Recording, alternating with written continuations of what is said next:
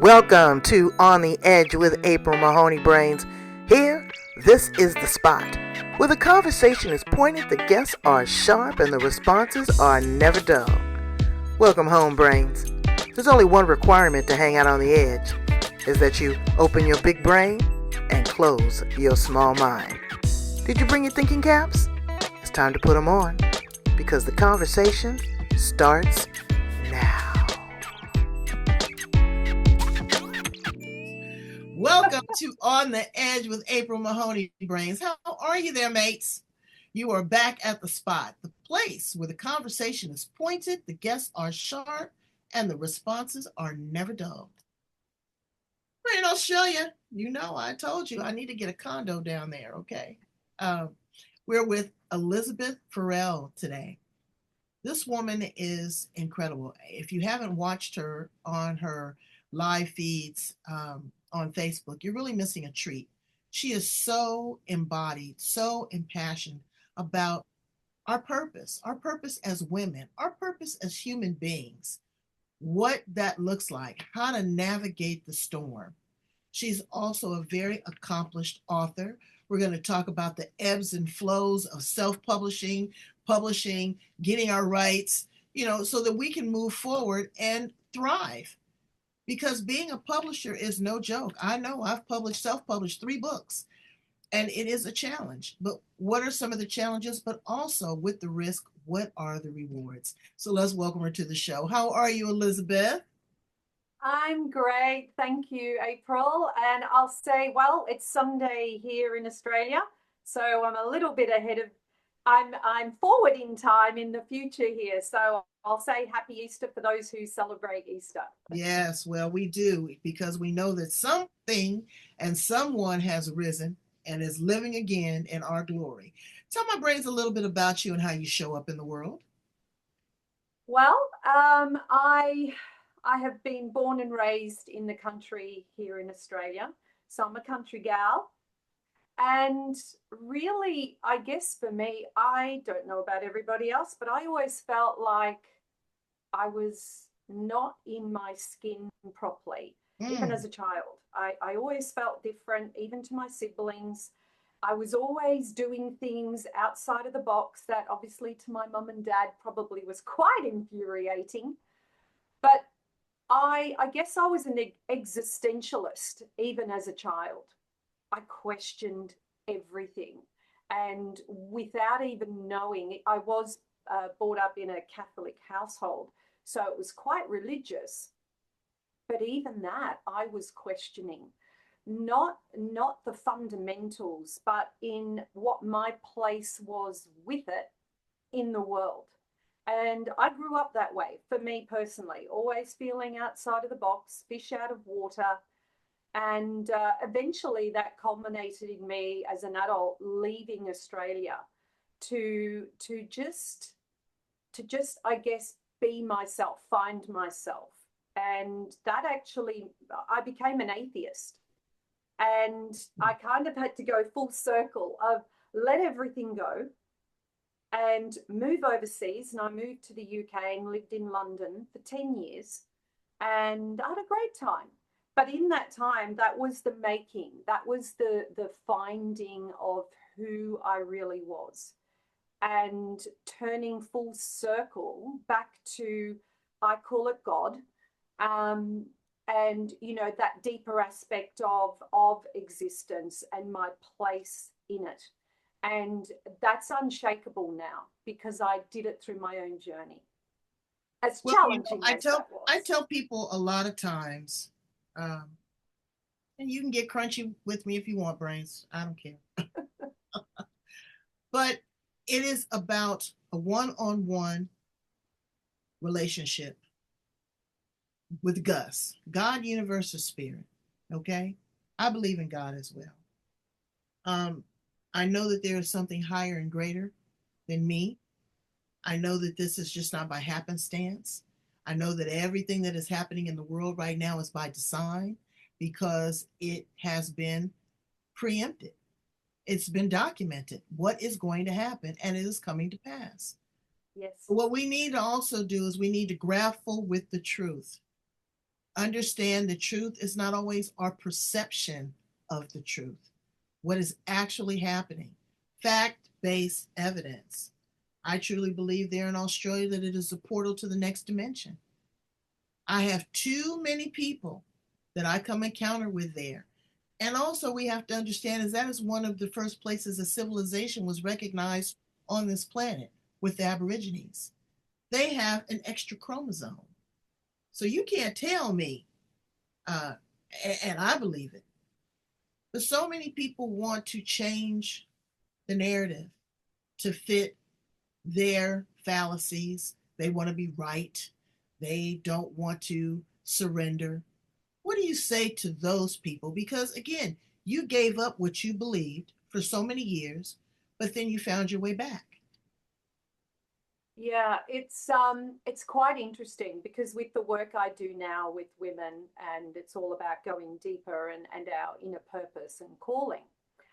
What I find is that letting go of conditioned beliefs and the way that people are used to having a familiar way of being Mhm. is so tricky and difficult because what you're asking essentially is to let go of what you know and step into the unknown, step into something that you either haven't experienced or it's going to be uncomfortable. Right. And and that's the work I do. It's uncomfortable. Like, it's not rainbows and unicorns, Mhm. but I can tell you based on my own experience and how I take women through, it's priceless. It's priceless when you can stand on your own 2 feet and and surrender. Surrender everything that you think is your reality and surrender who you think that you are. Because I think it was Descartes said, I think, therefore I am. Well, actually, I'm going to correct that based on my very deep experience I've had. And that is, I think, therefore I am not. Because when we are thinking, we are stuck in the mind, as if Right. the mind is the answer to it all. Whereas the mind is a tool. I tell my clients, your mind is a Lamborghini. It Mm-hmm. is a brilliant tool. But if you're not driving the Lamborghini down a highway, you're in the back seat. The Lamborghini is going to be doing this and eventually it's going to crash.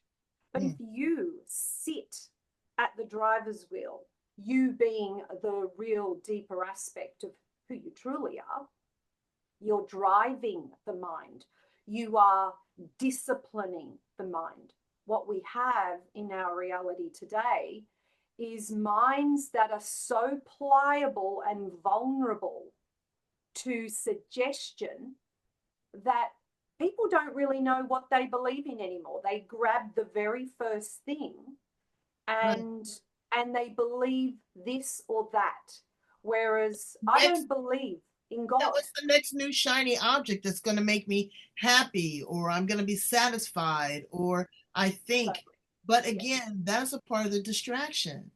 Correct. That's now, but we are disruptors, Elizabeth. We're not Yes, we going for are. the status quo. There's 100%. going to be a lot of people that are fearful. And so, when you're fearful, you go along to get along. Yes. And as I was saying, I don't believe in God. I know, I know God because it's coming from the inside out. Right. Because beliefs can be knocked off Mhm. by the next shiny object or somebody who tries to knock you off your way of being. I find it quite funny if people are going, "Oh, you believe in God?" I'm like, "No, actually, I don't. I know God, and I'm not here to convince you. Nope. You either have ears to listen or you don't. And I'm not going to try and force something on somebody who isn't ready to Right. listen. So you don't, that's not who I work with. I work with women who have come to the point, a crossroads, where enough is enough. they're dissatisfied, they're unfulfilled, they know where they're at. This is not it. They know there's something more. Let me ask you a tough question.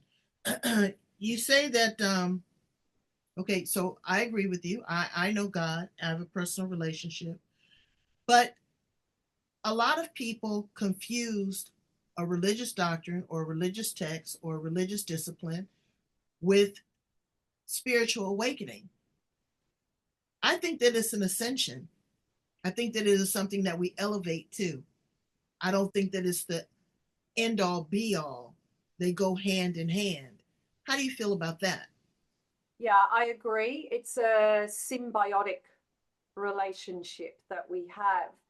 And, I liken it to if you have a ladder and you, let's say, are on the seventh rung, there will be somebody on the eighth rung. There will be somebody on the sixth, fifth, fourth, all the way at the bottom, and somebody holding the ladder steady. Now, if I'm on the seventh rung, I know that there is somebody who may have more understanding or a deeper aspect that can lift me up to the eighth rung. That's all of our journey as a human. But equally, I know that my responsibility being on the seventh rung is that the one that's on the sixth rung, my responsibility is to offer my hand, to say, take my hand and I will lift you. Because if we lower and go to the sixth, we get stuck back on the sixth with the person, and it's like if we want to help somebody, we can have empathy, but if we lower ourselves into either their stress, their anxiety, their trauma, then we get stuck there. And there are so many people that do that. They have people and they're in an echo chamber. Somebody who is going to affirm their Right, beliefs and their justification for their behaviors, right. rather than raise up to the next level, and you keep going further up the ladder. And that's growth. That's the human experience in the way that I have had my journey, but also in the way that I've helped women. And for me, that is my biggest joy, is seeing women step up the rung Absolutely. and the Absolutely. possibilities and And the finding potential. their true purpose. It's ever evolving, your purpose. I know when I was telling someone the other day, when I turned 40, I had a complete meltdown. Everybody's inside the restaurant. They're waiting on me. I'm sitting in the car crying. I just could not, I felt like someone had just pulled the rug from up under me. But when I got 50, I felt liberated. My libido kicked in. I felt unapologetic. I was sexy.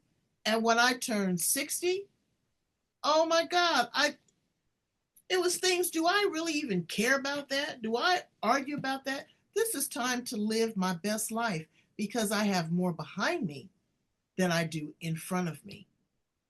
Finding the purpose, that's very ambiguous. Everybody's purpose is different. What do we do?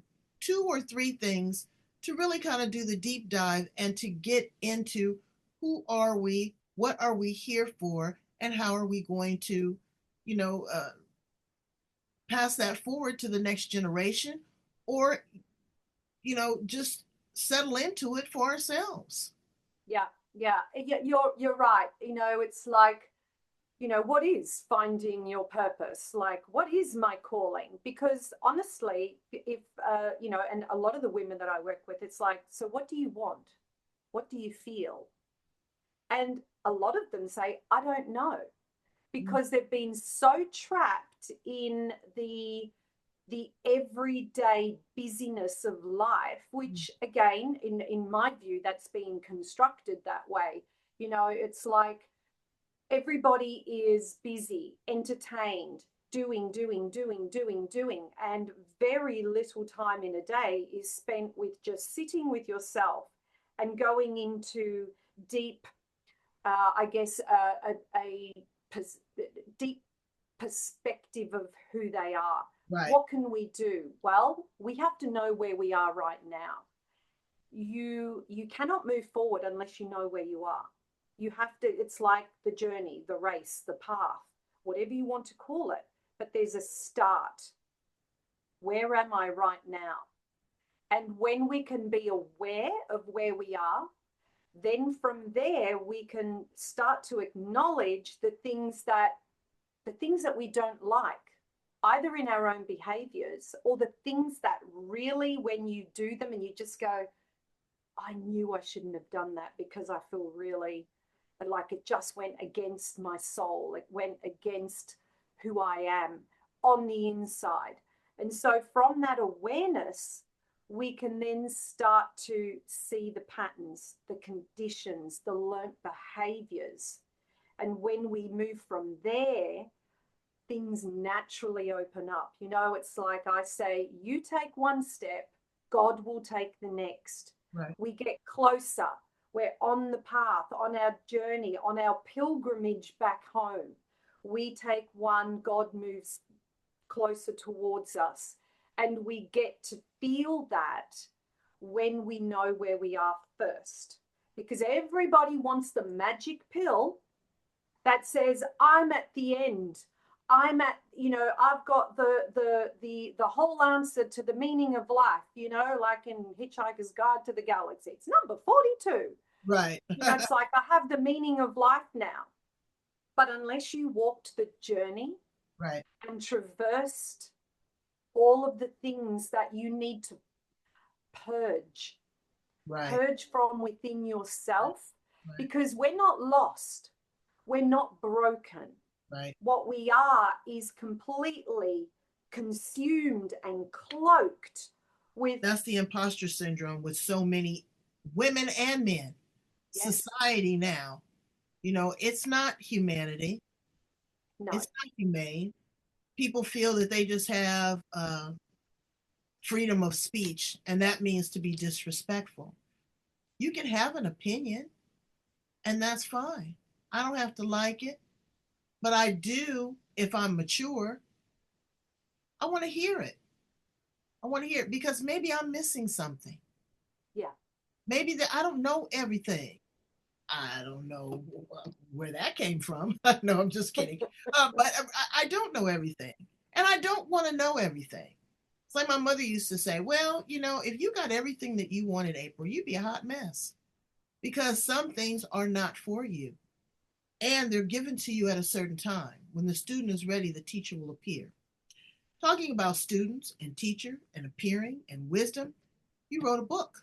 You wrote, actually, it's going to be a trilogy, but you wrote a book geared around young people, adolescents. You know, you can't re-raise grown folks' brains. Newsflash. When I'm telling you, once they get about 12, 13, if you don't already have a foundation set up, you're headed for a slippery slope because now they've got the influence of drugs and puberty and their peers and, you know, just the world and the internet, all of these other things. And people are not introducing their children to God. Do you notice that lately? It used to, here it is, Easter Sunday, let me tell you, you had your outfit, you had your basket, but before you did anything, you went and you praised God and you thanked his Father for giving his only begotten Son and allowing him to rise again and live for our sins. And I mean, this was it. It wasn't about the Easter bunny. It wasn't about the candy and the eggs. There was a foundation. I don't see that anywhere. So, Elizabeth, the world is so convoluted now.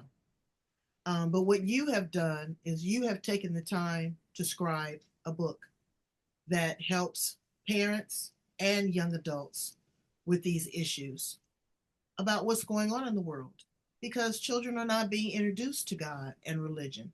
And once they hit that door, they belong to society.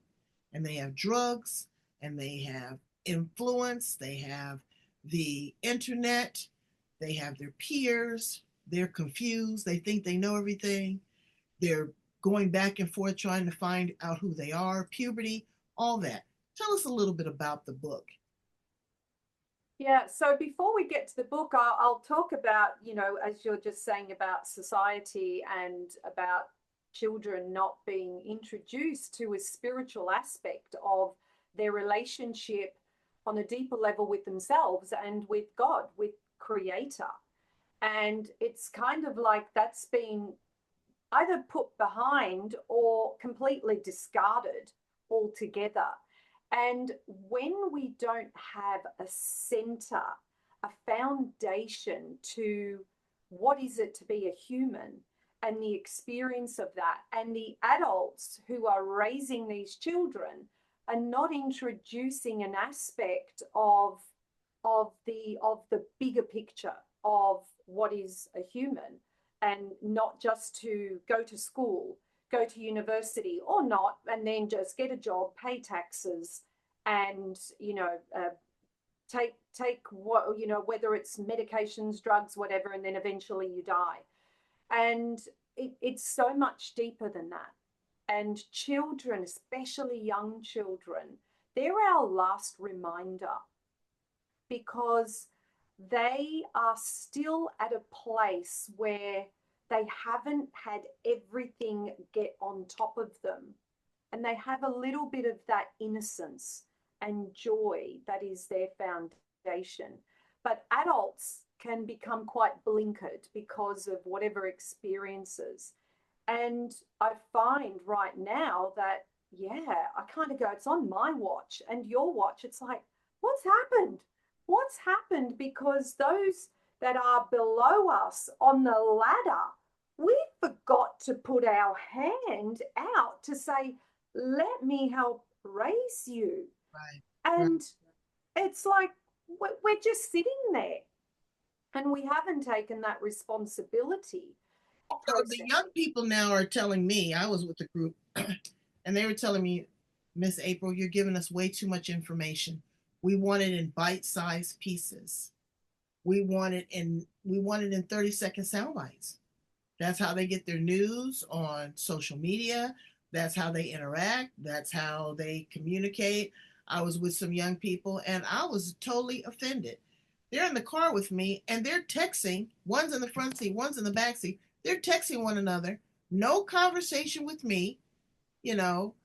And I'm saying, well, let's talk about something. We don't have anything to talk about. Well, there's something you're talking about. You're texting somebody. You're saying something.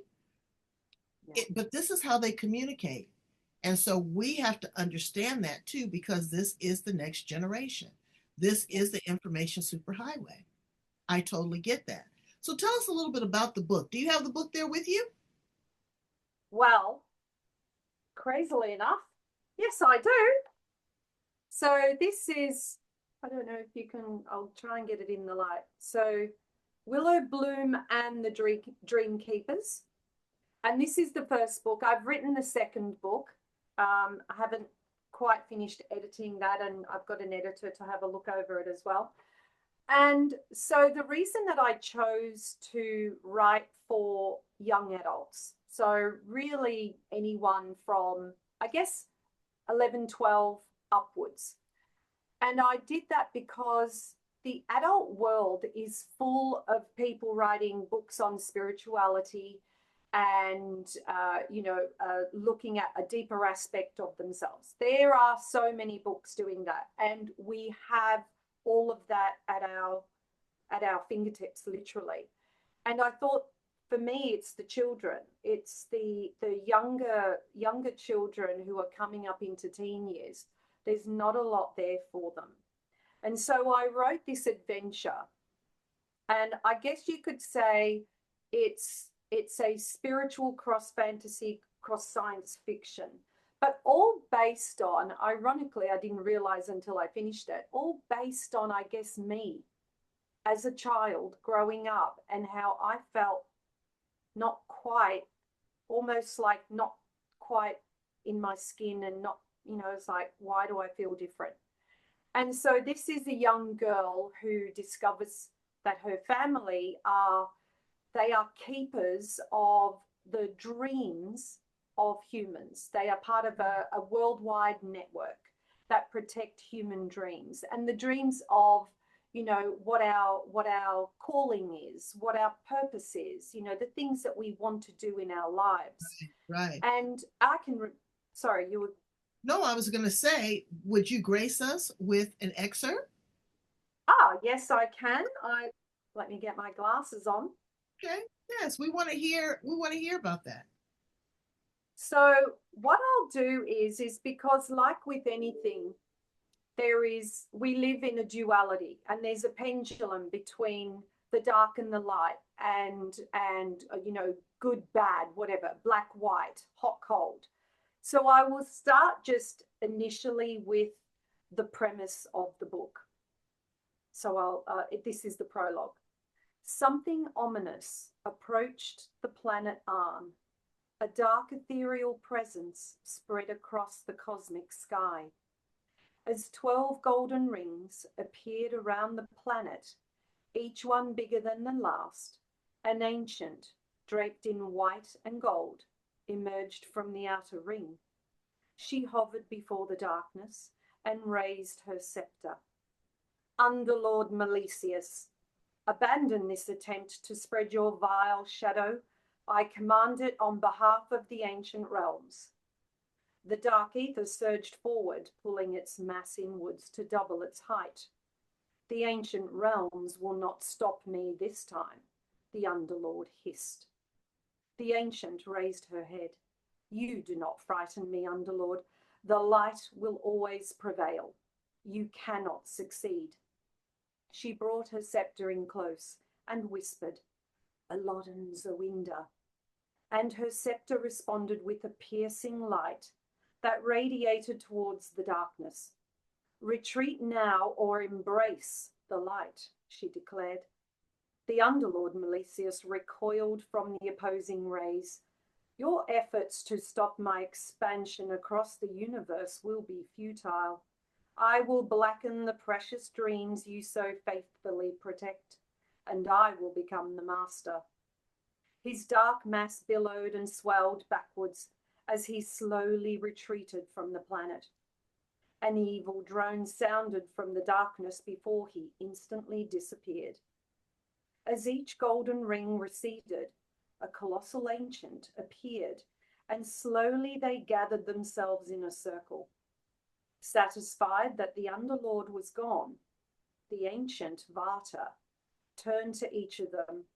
It has begun. We must institute the protocol at once. We must retain the integrity of dreams, Soto declared. Agreed, said Vata. The dreams are paramount. It was only a matter of time before he returned.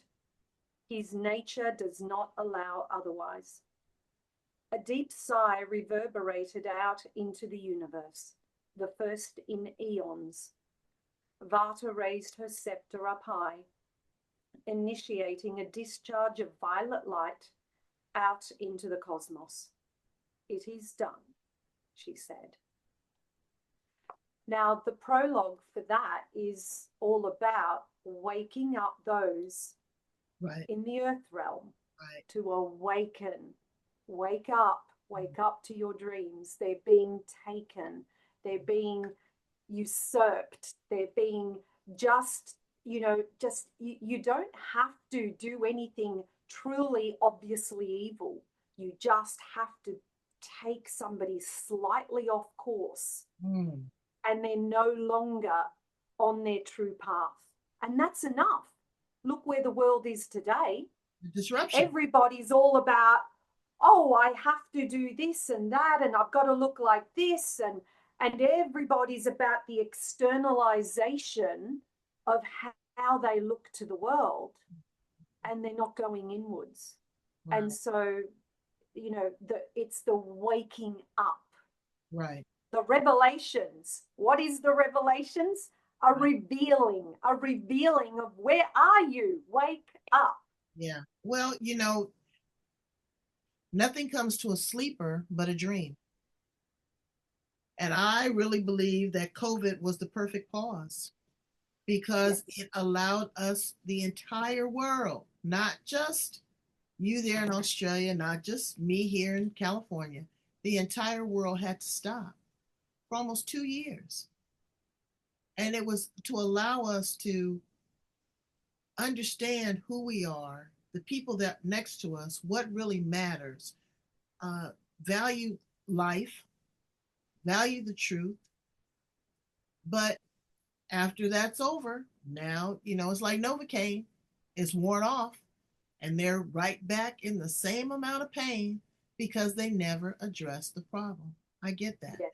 So tell us a little bit about, I think that that's wonderful, and we can purchase that. We're going to market that as well. You can purchase that on Amazon now. Yes, you can. As an ebook currently, I'm waiting for the final proof for the paperback again, because I've had to change the rights and everything. That took a bit of time, but that should be available in the coming days as a paperback. But as an ebook, it is up again. Yes. Let's talk a little bit about that before we go into our next subject. Writing a book. Well, it's more than a notion. So you sit there and, I mean, you had to go into a different place. You had to go into a place of fantasy. Where were some of the places that you went to gain inspiration, to look for resources, to develop your characters? How did you find that? So for me, it was an utter blessing. I live in a beautiful part of the world, and I was called, like when I lived in the UK and I met my husband there, I was already dreaming of the place. And I didn't know where it was going to be, where I was going to live, but I could see it. I could dream it. I could visualize it. And when I came here, I said, this is the place. And wow. Unbeknownst to me, it was, part of my husband's family farm. So for me, I have inspiration just being out in nature. But okay. Number two, the character development, honestly, I can't claim it. I can't claim that I developed anything. I was a conduit. Like I literally woke up one morning and I said to my husband, I said, I just had the weirdest night, but I've woken up. I've got this book title in my head. It was already there. I said, and this is the name of the character, and this is what's going to happen. And so I had a skeleton of, beginning, middle, end, because I could see the whole thing. It was like a compression. It was like a PDF. A download. It was a download, and it had to come out. So even I would sit at my desk and I would be typing away, and I would start laughing, going, oh my God, what's just happened? I wasn't writing. It was literally being open to be the conduit for, and a lot of writers will say, how do you hear? Do you have audio or do you see it in front of you? And I have both. I could literally hear the voices of my characters. And I could see it playing out in front of me like a movie. And so I would like pause and freeze frame and just go, okay, what's in the background? And then I'd start putting in the background, little features and wow. What was that person saying? And, I could pause and rewind, and it was crazy, really. So there was no development. Wow. So phase two, you get the manuscript, you write the book, you get it to the editor. Editing is a chore. You reread it 900 times. You Yes. cannot edit. I tell people all the time, you write a book, you pay for an editor. People are looking at you through the written word. Yes. And it's not just about your grammar. It's keeping the characters in line. Sometimes you might get confused and call one character by another name, not realizing and not seeing it because you've read it a million times. Keeping it entertaining, the flow, making sure that it makes sense. An editor has a lot of responsibility. You get through that part and then you start to shop it to a publisher. Tell us a little bit about that experience. Well, that's like, death by 1,000 cuts, isn't it? that is another world entirely. And I was forewarned, and I was like, no, it's going to be good. It's going to be good. Now, look, for me, yes, I immediately started just pumping out the manuscript out into the world, as they say you do, to all the different publishers. But my experience was that the genre that I was writing in, here in Australia, there's not many publishers, like 3, that would deal with that genre. And even then, to take it to the age, the young adult fiction was even more limited. So I went overseas, and I ended up with an independent publisher in the UK, and which was quite lovely because the book is actually based in the UK as a base. And so I thought that was quite synchronistic. And so it wasn't too difficult. It took, a couple of months at best. Some, they did say it could take years before you find a publisher.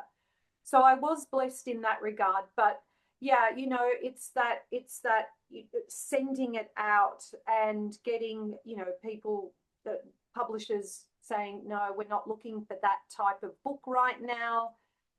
Which that was telling in itself, because the amount of publishers that would write back and say, we're really only interested in dystopian novels, particularly for that age group. And my pushback is what I've written, because the children are getting dystopian movies out of Hollywood, dystopian, even just children's books, dystopian novels. Everything is about the world's just, gone into apocalyptic degradation. Now, you can do that, but unless you're coming in with tools, and my books are about giving children tools to walk through their path of challenge. So that they're starting to look within themselves, the self-trust. People don't trust themselves, adults, let alone children. Right. They don't trust themselves. And so the book is about helping children to get the tools about, I haven't got somebody who can help me here, but what can I do? I can turn inwards. I have a relationship with Creator. Even though I don't understand what that is, it's like, oh, can you prove, God exists? I don't have to. My answer to them is, we're communicating right now through the internet. We are breathing air. Do you see either one of those things? No, but you know that they are true. Absolutely. So I want to ask you some fun questions before we conclude our interview today, because I like people to know another side of you. You say that you live in a beautiful part of Australia. Do you live on farmland? So we do live on what would be considered farmland. The family does have a farming area with cattle, but we've got an annexed piece of the farm, which we don't farm, but we have an orchard. We have a dog, and we've got koalas in the trees and kangaroos that come on the lawn. We literally do. So we do have that experience. And so we have that whole country sort of vibe going on. I have a veggie garden. I love it. We have a creek out, just trickling down in front of the house. So it's a beautiful, peaceful sanctuary that we have. Manifested all of that. You saw all of that before. It's it again. That's what I say. If your mind can conceive it, you can achieve it. Yes. If you were a tool in a toolbox, what tool would you be and why? Is it a wrench? Okay. Why? Because my job, my responsibility, my calling here is to wrench women out of where they are and to pull them up, to rise. That's my mission. I've known that for. What do you call or claim as your superpower, Elizabeth? Ooh, superpower. Well, I guess for me, I'm really sensitive to energy, and I can break things down very quickly with a client, or with, you know, somebody who just comes even for a visit and they ask. The one rule is I never do anything unless I have permission, Right. because you know, there has to be that respect, because again, unless the ears are open, there is no point wasting your breath. So Absolutely. that part of my superpower is I can quickly compress what is going on. And you know, I even if you go into a hospital, because part of my work is being able to read what is going on, like I was trained as a medical intuitive, is Mhm. to see biologically what's going on. And you Mm. know, if you read a person's chart in a hospital, I could work out and deconstruct their life that Mm. got them to that point because of where they had their ailments, what their disease or ailment or suffering is, and how to bring that back in reverse for their path that got them there. So that, to be able to do that quickly, so that I'm not. So I Absolutely. guess that's my magic All superpower. right. All right. And tell us a little bit about the work that you do and any current offerings and how to get in contact with you. So I work with women either one-to-one or in group situations, and I coach and mentor women to get from their point, their first starting point, and to have a relationship with themselves on a deeper level, to either, you know, your soul's calling, whether it's, you know, a unique purpose. What is your unique purpose? Well, for some it might be, you know what, I've always wanted to open a cafe and talk to people and to sit with people, and that might be your calling. Because you don't have to be the world's best speaker on stage to whatever. Your calling might be to be able to sit in presence. Really, ultimately, our purpose is to be in presence with the moment, the eternal now, with God, Father, as our foundation.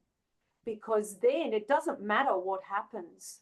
A challenge, a trauma, it may feel like it's breaking you, but you still have your foundation to get you through.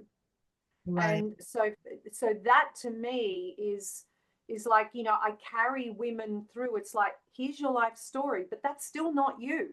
That's an experience. Ex meaning external.